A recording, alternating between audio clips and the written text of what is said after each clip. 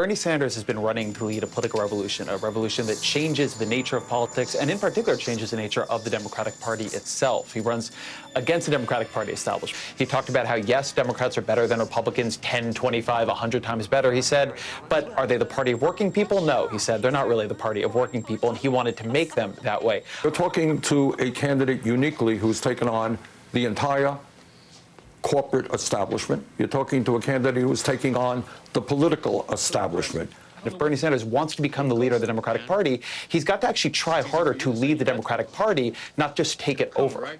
Listen to what Joe Biden said today in defending against the Bernie Sanders charge that what's happening for Joe Biden is he's just getting supported by the Democratic establishment, as Bernie Sanders calls it.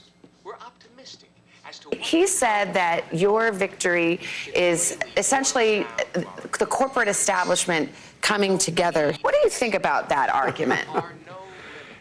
It's ridiculous. It's ridiculous. Bernie, you got beaten by overwhelming support I have from the African-American community, Bernie. The African-American community doesn't want quite the revolution that Senator Sanders has in mind. And there is no doubt that Bernie Sanders has to do work in the African-American community, but I'm not sure that he's going to.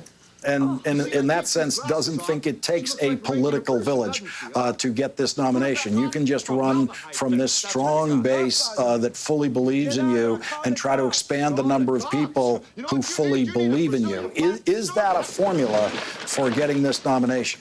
Got one that can see. You know, there's millions of Americans who would love to be invited into Bernie Sanders' camp, but that camp is a little bit closed, as you're saying, and that's a recipe for disaster.